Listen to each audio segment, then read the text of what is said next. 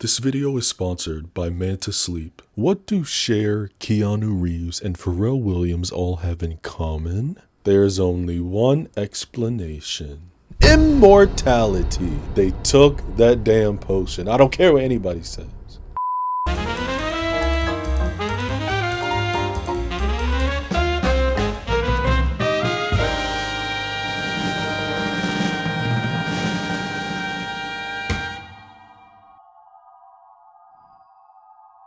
Death Becomes Her is a 1992 satirical surrealistic black comedy fantasy. Woo, almost had a stroke naming off those genres. Written by David Coop and Martin Donovan. Directed by Robert Zemeckis, the film stars Meryl Streep, Goldie Hawn, Bruce Willis, and Isabella Rossellini. On a $55 million budget, the film grossed $149 million at the worldwide box office. Should I say this is the best comedy ever made? No, I will not be taking any further questions. It's crazy how this film was originally going to be a sequel to Tales from the Crypt, a Halloween favorite from Zemeckis when he was a young man. And speaking of Tales from the Crypt, I did a video on Demon Knight, a movie that deserved its own franchise. Okay, very, very underrated. Time truly is an illusion. I don't remember the first time I watched this. It could have been, 100 years ago, back when I was talking to, I'm sorry, I meant a few years ago. But yeah, this movie is just, it's fun. Like, three very, very talented actors. You can tell how much fun they are having, just laughing their asses off through this entire script. I'm about to take you through this plot, and I'm going to try not to quote every damn line because I know the script of this movie like the back of my hand. So before your skin starts sagging or before your best friend tries to steal your man, let's rewind the clock and take a sip from the source. The tonic, the touch of magic inside the world of Death Becomes Her.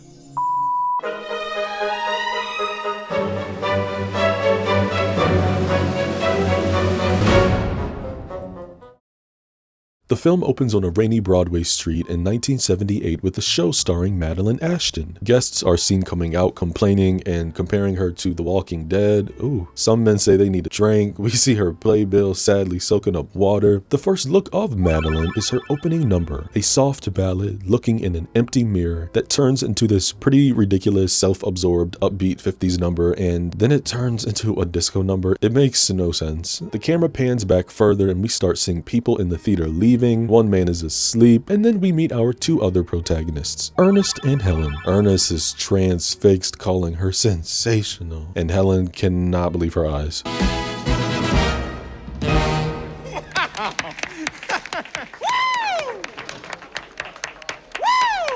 Madeline's in her dressing room stressing over wrinkles when her assistant Rose brings more bouquets of flowers, telling her she's got guests, a Miss Helen Sharp with a gentleman. Madeline cunningly asks how does Helen look, and Rose is like, I don't know, smart, classy. I love when Helen knocks on the door and she starts practicing like her fake shock. She's like, she gets herself in position, like trying to look cute with the legs. She's like, okay, you open it up. These bitches literally hate each other. Madeline is like, it's been so long. Don't you dare say how long. Before seeing Dr. Ernest Menville, plastic surgeon. Doctor, hold on. Oh my God, hey. Like, hold on, put some more clothes on. I knew y'all was coming up in here. Ernest starts fanboying over her. She's fangirling over him because she's heard all about him and his work. Madeline passively and uninterestedly asks Helen how her writing is going, and it's going all right. Then she asks the two of them if they have set a date for the wedding. Yes. No, actually, they have. Oh, this is awkward. Another day while Ernest is working, he's visited by sneaky Madeline, who's got flowers in a bottle. Helen is about to crash out while Ernest is trying to assure her it was only a business dinner. But Helen knows the truth. Madeline wants him because he's Helen's. She's lost a man before, and Madeline just turns on that flash and glitter and poof, they're gone. And this is why Helen wanted Ernest to meet Madeline before they got married, to see if he could pass the Madeline Ashton test. She's begging him not to fail because she doesn't know what she would do. Oh, but I do. I know what you would do, Helen. I have absolutely no interest in Madeline Ashton.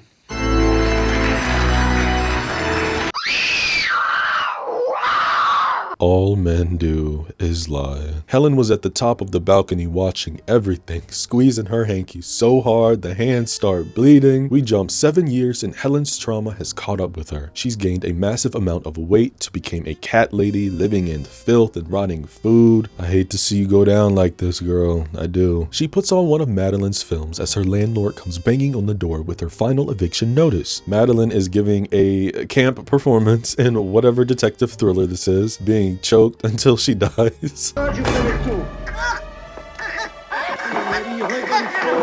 Then the bangs on the door get louder and louder. Helen keeps rewinding the videotape, and eventually the pigs break in, carrying her out. But she's got to get one more look at the life leaving her eyes. Helen is sent to a psychiatric hospital, and her assigned psychiatrist calls her out in group to speak since she hasn't said anything in a while. And you know what Helen wants to talk about?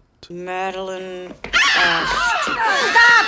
Auntie is sick of it. She starts screaming at Helen. 6 months of therapy. You're not 1 pound lighter and we're still talking about Madeline Ashton. Her doc is telling her she needs to completely forget about her and eliminate her from her mind.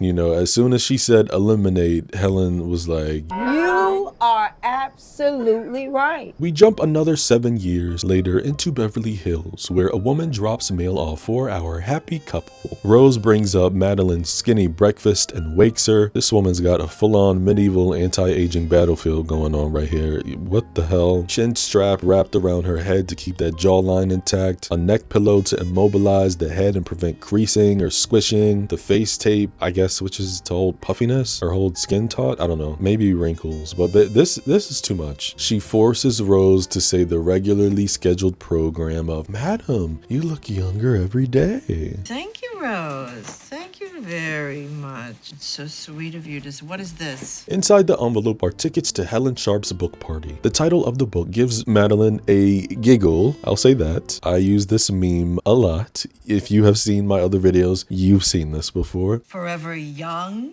I like that title. Ow!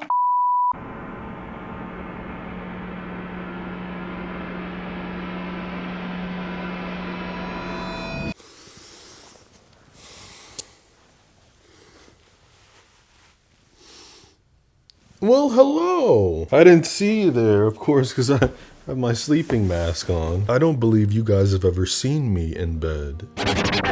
That sounded weird. But I know what you're thinking. You're thinking Immortality, right? Right. And speaking of, this week's film, Death Becomes Her, sure does make it look glamorous. That is, until you realize that you've got all of eternity to deal with wrinkles, broken necks, and sleepless nights. Luckily, you don't need a magic potion to get some rest. You only need Mantis Sleep. Their blackout masks guarantee total darkness so you can finally sleep like you're dead. But like in a good way. These masks are extremely soft, extremely comfortable, very adjustable, and as I said, they block out 100% of light. You're not gonna wake up 6 times through the night. And unlike our dear Madeline and Helen, you're gonna wake up refreshed. Click my link in the description and use my code DREAMWARRIOR for 10% off your order, because trust me, it's cheaper and safer than chasing eternal youth with a potion.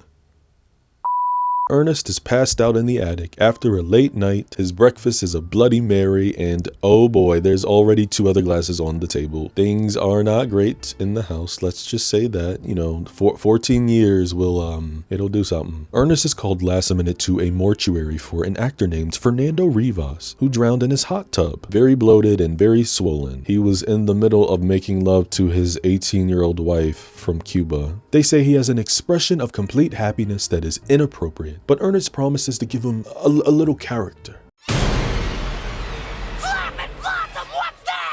Madeline goes to her own special cosmetics joint to see her magic worker, Anna. Madeline is telling this girl she's got a very important party tonight. The plasma separation is a very traumatic romantic voices to the body. You hear her voice, right? In the accent? Put a pin in that. She's saying how their policy prohibits more than one procedure in a seasonal period. And Madeline just had one 3 weeks ago. So Anna offers a nice collagen buff instead. And she's like, oh, a nice collagen buff. You might as well ask me to wash with soap and water. Going mirror to mirror like, child, I told you this is important. Anna says that she can do her makeup, but Madeline is like, that's pointless. Makeup does nothing anymore. Are you even listening to me? Do you care? Stand there with your 22-year-old tits like rocks and you laugh at me. Just when Madeline's about to leave, she stops and tells Anna she could pay extra because money is no object. It means nothing to me.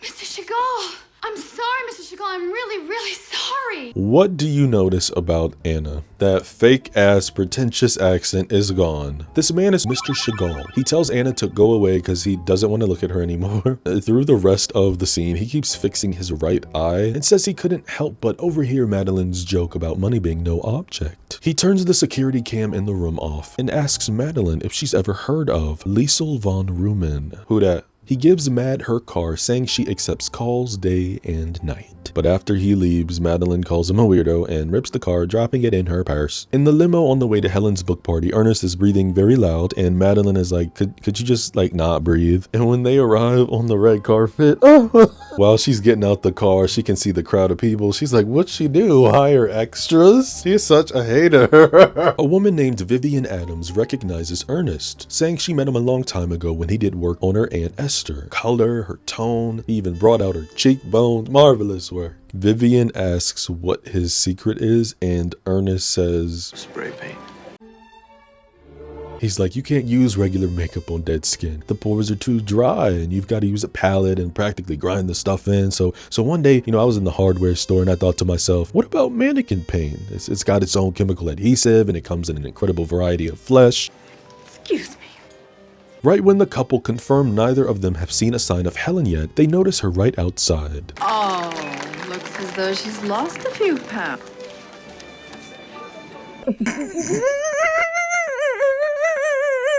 We're leaving. Nonsense. Let's go talk to her. Yeah. Madeline says she'll talk to her, slowly approaching, getting a look. And as she inches closer, she decides to turn around, but Helen recognizes her. The ladies greet each other, and after 12 long years, Mad's like, you have a waist. Where? Because I don't see it. My girl is signing books left and right, asking how's the marriage going, and Mad lies right through her teeth, calling Ernest a dream, though admitting she often felt like she didn't deserve this because it came at Helen's expense. Helen says she doesn't blame Madeline for anything because he went to her. Vivian, Madeline, and another woman are looking through Helen's book and can't believe her transformation. I know, right? She looks so good. I wonder how old she is. 50. 50? You've got to be kidding. I wonder what her secret is. Mad sees Helen pull Ernest away and starts spying. Ernest telling Helen he's unhappy, he hasn't operated in years, he's wasting his life, and Helen tells Ernest that Madeline wasted him, and she has never blamed him for leaving her. I know that's right, play both sides. She will never forgive Madeline for what she's done to Ernest. Never. That night he finds an old pic of him and Helen as Madeline heads out to hit up her sugar baby, Dakota. She starts kissing on him and quickly realizes that he's not alone, because a girl starts calling him in the back. She's like, how dare you make me feel cheap? Who is she? Come on, let me see the little piece of meat. And poor Dakota says she's a friend of the guy who, the joint up the road from, Oh, for Christ's sake, at least lie quickly. I am trying to. She turns to leave after getting a flash of this girl's ass, and bro starts going off on her, telling Madeline that he's doing her a favor. She's about to throw all the gifts she gave him in his face, and he's like, yeah, you gave, I gave, big deal. You know, the other day somebody told me we look ridiculous together. How do you think that makes me feel? See, you never think about my feelings. Why don't you go and find someone your own age, Madeline? And in the blink of an eye, rain comes pouring down as she starts crying. Swerving and speeding on the highway, Madeline scares herself in the reflection mirror, slamming on the brakes, then empties her purse and finds the card with Liesel von Rumen's address.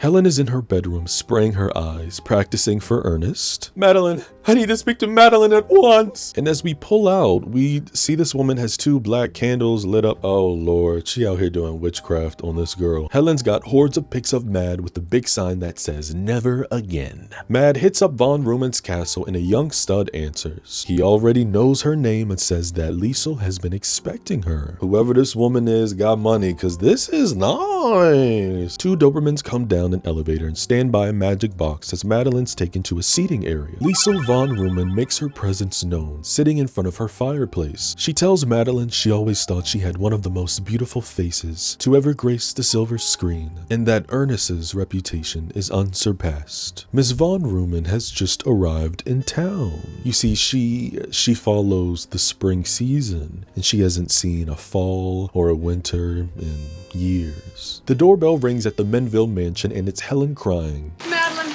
I need to speak to Madeline. She's not here. Miss Goldie Hawn is serving drama. She's like, ask me to go, ask me to leave, telling Ernest he's too much of a powerful sexual being. Maybe in Die Hard, maybe in Color of Night, maybe in Pulp Fiction too, but not this.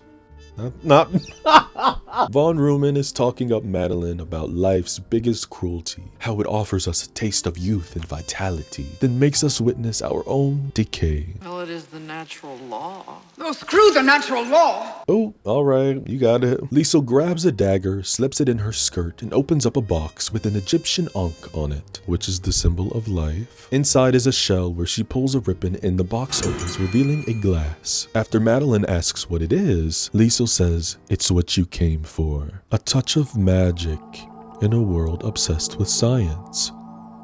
A tonic. A potion. I found out that in the original script, instead of this, fruity pink magical essence, it was originally supposed to be this thick gray mercury-like fluid. Imagine that. I'd have been like, I ain't taking that shit. Liesel asks how old Madeline thinks she is, and don't try to flatter her. 38. 28. I am 71 years old. That's what it does. Alright, how much you want? The potion stops the aging process dead in its tracks and forces it to retreat. Drink that potion and you'll never grow even 1 day older. Don't drink it and continue to watch yourself rot. When Madeline asks how much is it, Liesel says that the price is different for everybody. So she like, okay, how much is it for me before you pull a number out your ass? So she grabs a pen and writes the price on a slip showing her, then burns it. Madeline laughs like, well, all right, girl, thank you very much. I should be going. Sit! She pulls out her dagger, asks Madeline to give her hand, and stabs her. Ow! What are you, nuts? Watch. She dips her dagger into the potion and dabs it on Madeline's cut. The formula flows through her hand and her veins and disappears. Check okay? Fine.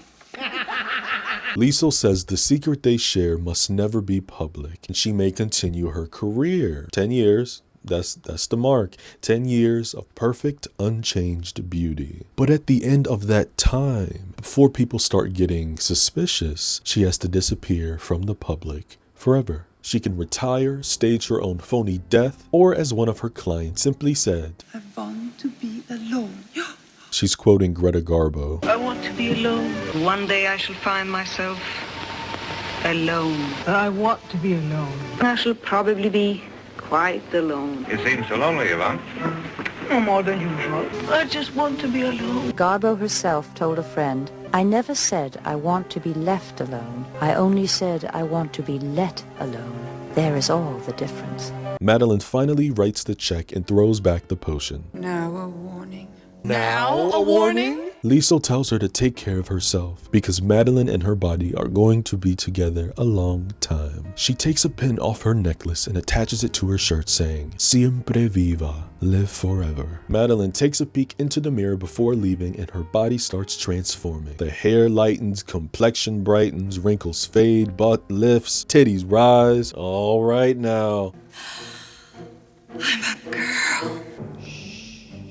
Helen and Ernest are getting freaky on the couch till she pulls herself off. Ernest is saying he should have divorced Madeline years ago, before coming to the conclusion that that's what he'll do first thing tomorrow morning. Go downtown and obtain a divorce. A divorce? In California? That's exactly what she wants you to do. Helen begins telling him a plan she mapped out for years. Tonight, while Madeline is asleep, Ernest will sneak downstairs, go to the study, and take one of each kind of wine glass from the shelf, and lightly coat each glass with Narcanol, a powerful alcohol-based tranquilizer. Tomorrow, Helen will call Madeline to say goodbye and get her to invite her over for dinner. Then at dinner, they propose a toast, and no matter which glass she drinks, the narc will be on it. First, they finish dinner, load her in the car, take her to the top of Mulholland Drive, call the police, and report they've seen a drunk woman swerving dangerously close to the edge. Sit her up in the driver's seat and make it look like she's had a little bit too much to drink. Drop the car into gear, wedge her foot down on the accelerator, clamp her hands on the steering wheel, and send her on her way. By the time they perform the autopsy, the Narcanol will be completely dissolved, leaving only traces of alcohol, and she'll be classified as just another drunk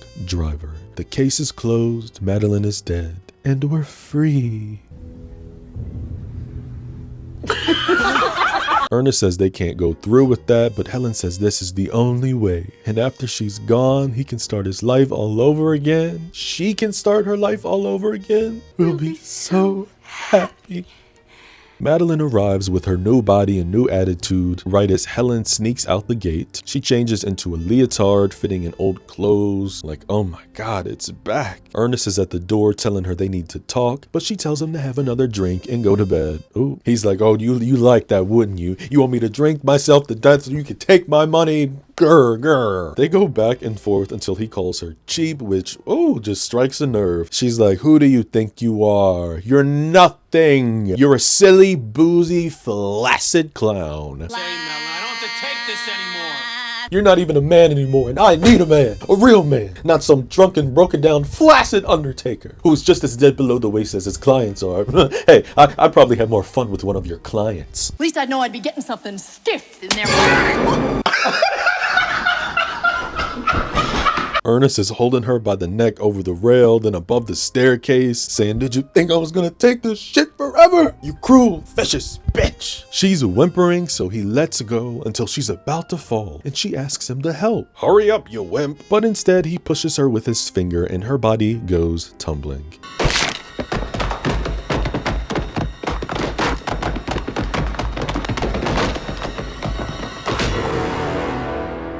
You're going to jail.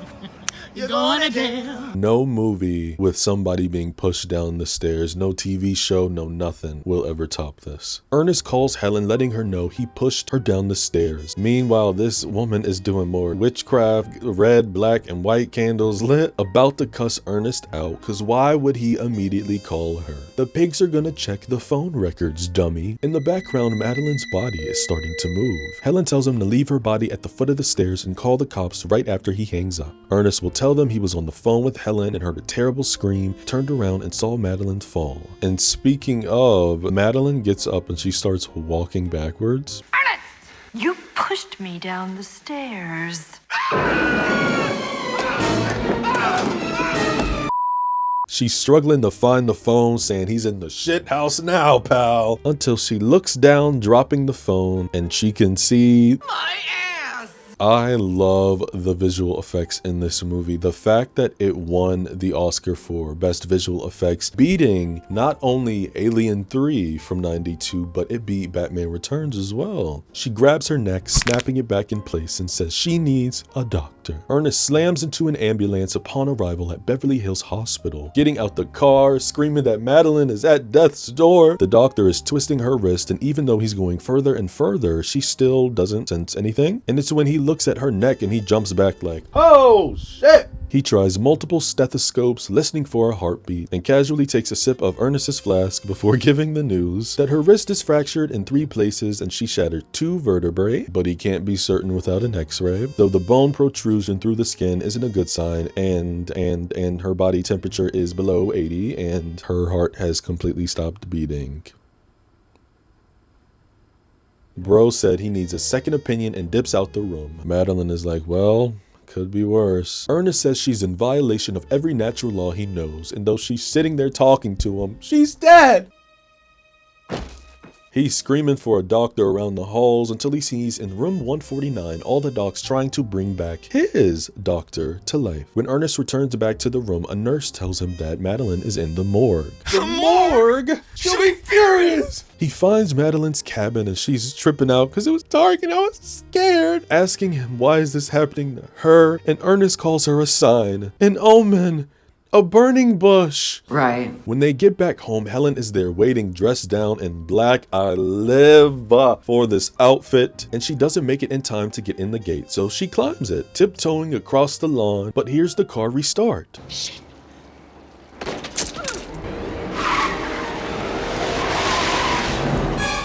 I was always so impressed with the shot because I was like, how did they stop so perfectly? Like, that's dangerous, but Goldie Hawn is not even in the same shot. I'll show you a single frame right here where you can see her cutout and the two takes were blended together. Helen follows Ernest to a building where he gets a bunch of men to load up formaldehyde. Later, he's got Madeline's body propped on a table and he's spray painting her everywhere, stressing that he can't get the right balance. So he heads downstairs to get more paint. Helen is in the foyer with a bunch of supplies, looking a damn mess. Ernest tells her that she's resting and Helen drops everything like, no, we need to get this done now. That, because I'm not going to jail because of you. And Madeline's hand creeps up on a column as she eavesdrops. Helen says they need to bury her in Death Valley and be done with her once and for all because she's a homewrecker, a man-eater, and she was a bad actress. Madeline makes herself known, asking what these two have been plotting down here. Or should she say what else? She walks into another room, and by the time Ernest catches up, she's already back in the main room. This entire scene is so fucking great. I want you to know one thing, Hel. You brought this on yourself.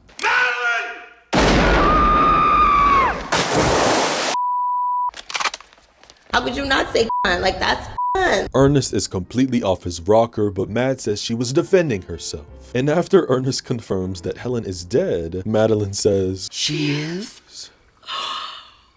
These are the moments that make life worth living. Ernest is running around the house yapping about the police, and this girl is like, ooh, what are they gonna do? Put me in the gas chamber? Big deal. Why are you so negative? Can't you for once just let me enjoy the moment? Ern says one of them needs to stay rational, so he pours himself another drink. I mean, goddamn, at this rate and at his age, he should already be dead. Helen tells Ernest he's gonna help her bury Helen in Death Valley. I most certainly will not. Oh, no?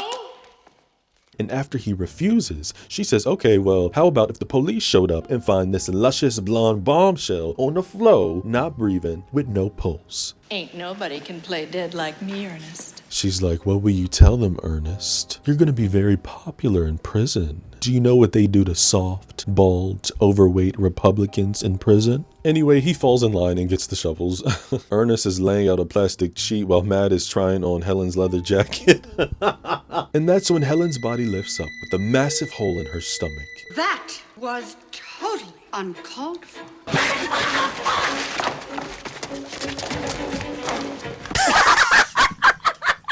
She starts screaming about the hole in her stomach, and Madeline looks at the pin on her shirt and puts the pieces together. She finds the pin on Helen's shirt like, aha! You took the potion. You took the potion too. Well, I hardly needed it. Mad asks how much she paid, and Helen says everything she had, which was cheap. Remember, Liesl said the price is different for everybody. Madeline then calls her out on her Forever Young beauty book, calling her a fraud, a walking lie. And I can see right through you. She mistakenly turns her back, telling Helen to stay out of a two-piece swimsuit and gets swiped with a shovel. Her neck is stretched back out and Mad says, damn, I just fixed this. She snaps it back into place and Helen tosses her another shovel. On guard, bitch. They start sword fighting with the shovels and Ernest decides to leave them be. At one point, Helen snaps Madeline's shovel head off. But this is all pointless because none of them can feel pain. So Helen says, I'll show you pain, smacking her head down again, naming 3 men, every single one of them who loved her, before Madeline took them away just to hurt her. They start digging and rehashing things up from their teenage years before Helen admits that yes, she thought Madeline was cheap. And Madeline also confesses to hurting Helen on purpose, and they make up. The ladies go upstairs and tell Ernest they want to both apologize for the little fight downstairs and everything's out their systems. Ernest tells both women he made a long overdue decision. I'm leaving. But the girls need him to fix their bodies. So his one condition is that after he's done, he leaves. You don't look for me. You don't ask about me. You don't even think about me ever again. Yeah, they have no problem with that. Not a blemish or pore later, the girls are back up and running. Madeline accidentally rips off some paint from Helen's shoulder before asking what they'll do if this happens again. I mean, what if the paint chips or fades, or what if it rains? But even if he's able to do touch-ups, he's not going to live forever unless he takes the potion.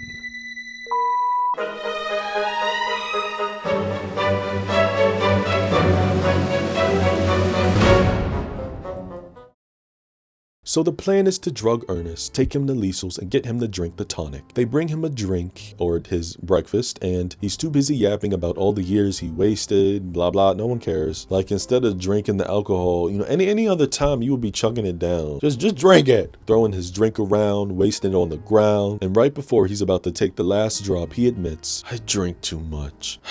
So time for plan B.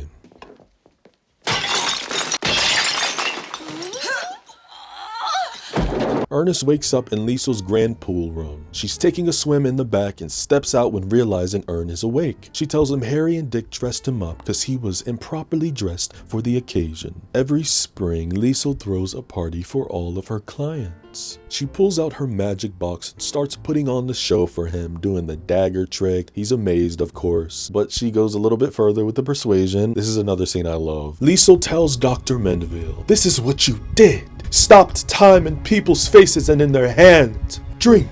It is the completion of your life's work. All the boys in the room kneel as the music picks up. You gave people youth and you wasted your own. Drink, and you'll be able to work again forever. Drink.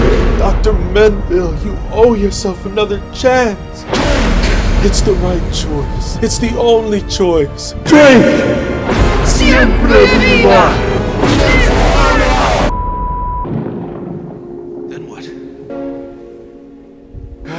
He does not drink it, saying, why the hell would I want to live forever? I mean, it sounds good, but what am I going to do? What if I get bored? What if I get lonely? Who am I going to hang around with? Madeline and Helen? What if something happens to me? What if I get maimed? What if I get shot? What if somebody pushes me down a flight of stairs or something? And to all of that, she says, but you never grow old. Did you hear him? Like, who wants to watch everybody vanish? Lovers, friends, family, like that? No, that's not it. That ain't it, shawty. Ernest says this isn't right and this is not a dream. This is a nightmare. You people have to be stopped. Liesl orders Dick, Tom, and Harry to get the potion from him, but Ernest picks up the dagger, darts it at the light, shutting it off and making a run for it. It took me a long time to realize that the only reason he was so good at throwing that was because in like a brief second we saw him throwing darts in the attic. Like, okay, yeah, it's still unrealistic, who cares, but you know. Ernest gets out and the only reason no one chases after him is because Liesl says he won't get far running at his age. Ernest finds the main room with all the guests and there's a little gag where we see a bunch of classic celebrities who are poked at for taking the potion. Helen and Madeline spot Ernest, pointing out he still looks like hell. He puts the potion in his pocket and they chase after him. Bro hops in the elevator to another level before getting chased by the two Dobermans.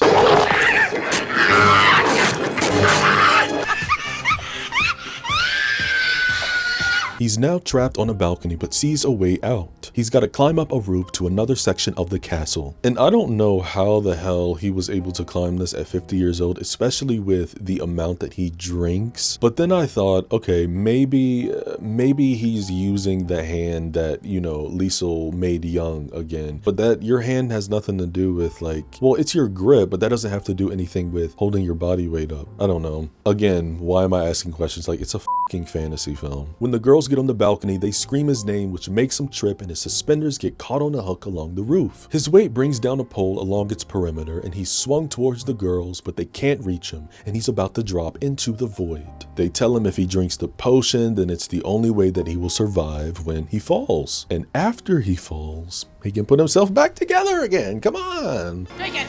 Drink it! Drink it! Drink it! And this is again where they mess up, because Madeline tells him he has to, while Helen says, we need you. So he closes the cap saying, sorry dear, you're on your own, and drops it. His suspenders give out on him and his body falls into the void. But the lights shut on at the last second and he smashes into the stained window fixture, which tosses him into the pool. He makes it to the front of the castle and the ladies run outside with Liesl too late. Both the girls are arguing and notice they're already peeling and Ernest is gone. They can't go back to Liesl's because she specifically told these chicks to take care of their bodies. So what the hell we gonna do now, yo? What we gonna do now? 37 years later, this would make them around 87 and the year would be 2029. Ernest is dead and we're at his funeral. The pastor says he met his wife, Claire, and had 2 sons, 4 daughters, and like some biblical arc, began to spread his message of hope to his adopted children all around the world. Way in the back of the church are our 2 immortals laughing. Helen is crying, wipes her eye, needing a number 9 acrylic, but Madeline dropped it somewhere and they start getting loud. We hear the pastor say, this man had in his own way learned the secret of eternal life, which makes the girls stop. And it's here among us in the hearts of his friends in the secret of eternal youth, right here in the lives of his children and his grandchildren. Our beloved Ernest is one man who will indeed live forever.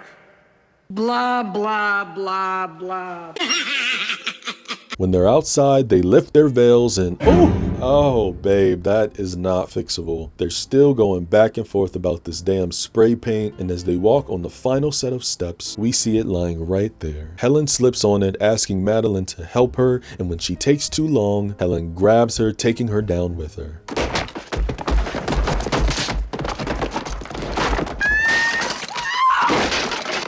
And the final line is Helen asking Madeline, do you remember where you parked the car?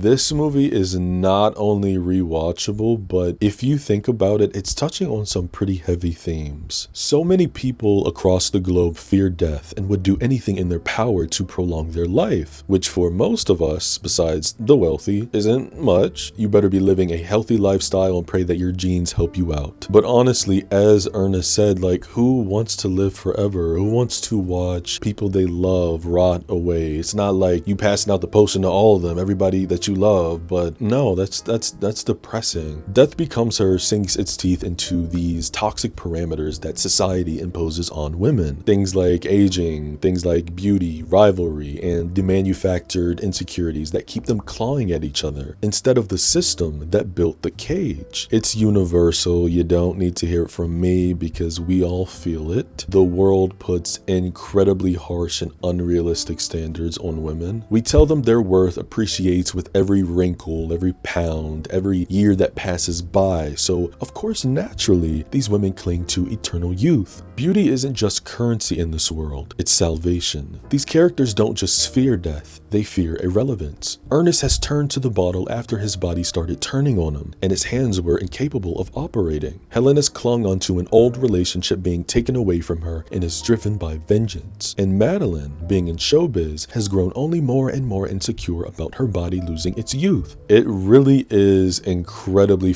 up that Liesl does not tell them. What we saw with Madeline, I'm going to guess that she doesn't tell these people that it makes them immortal before they take it. She's sick. Eternal youth in a bottle, but it comes with rules. Hide your truth, fix your cracks, and pretend you're fine. It's the same lie sold today with thousands of products and companies, you know, anti-aging serum, vaginal soaps, waist trainers promising a snatched stomach, manifestation coaches, gummies, and flat tummy teas that will, quote, burn fat in your sleep. And yeah, it happens with men too. Y'all not off the hook. Mewing and jawline exercises, pre-workouts, protein powders, testosterone boosters, alpha male courses, crypto pump and dumps, how there are manly versions of normal everyday items, penis enlargement pills, like, oh man, the list goes on. One of the early drafts of the script had Liesl being over 100 years old instead of 71. It was also implied she's pandered her potion to several historical historical figures throughout the ages with varying results. Then another draft had Liesel actually being Cleopatra, hence the Egyptian-themed box. Miss Diva von Rumen is far more corrupt than whatever demons Madeline and Helen are battling. The film doesn't even go in depth with Liesel von Rumen's goal, her end goal, or her plan, which, I mean, does it need to? Not really. Could she be trying to build her own little society of immortals and work her way up the ladder into some kind of supernatural dictatorship? Or is she just a woman who unlocked one of the universe's chests, made a formula, and is profiting off the insecurity of mundanes? It's probably a little bit of both.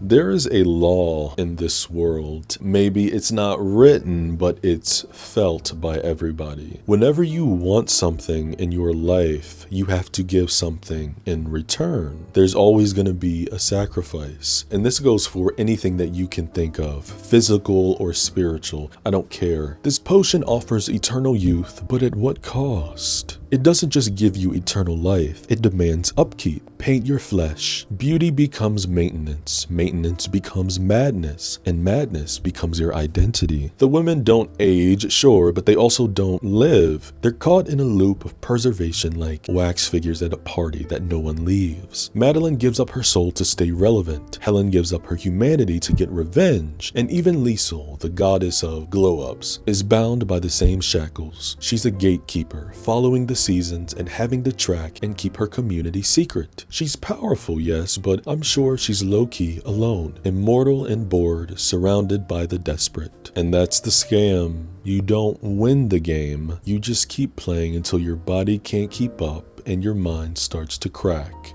Beauty is not a gift, it's a lease, and the rent gets higher the longer you try to stay. Just look at half of the people in Los Angeles with surgery. The original ending involves a character named Tony, who was a woman cut from the film but is shown in the trailer, helping Ernest fake his own death to get away from Madeline, Helen, and Liesel. The two run away to Europe to start a new life together, and many years later, Madeline and Helen, with, cracked skin looking toe up and putty covering most of their gray rotting flesh, are on vacation in Switzerland, bored and miserable until they notice an affectionate elderly couple and become envious. But it dawns on them that this is Ernest and they chase after him, only to be hit by an oncoming car and break into pieces, similar to the theatrical ending. Personally, I wouldn't have minded the film ending like that. This isn't a story about vanity, it's about debt.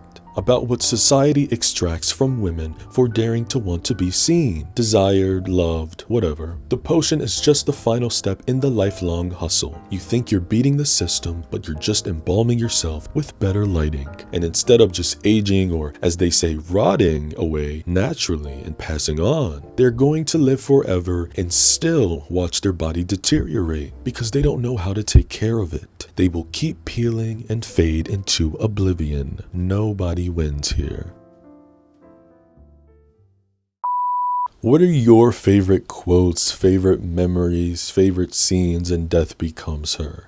Comment down below. If you enjoyed this video, give me a thumbs up. It helps me out a lot. I would appreciate it. And if you're new here, consider subscribing. I would love to have you. If you're feeling extra generous, turn on the bell notification so you get notified whenever I post a new video. In the meantime, you little youngins, take care of your mind, take care of your body, I'm serious, and take care of that spirit.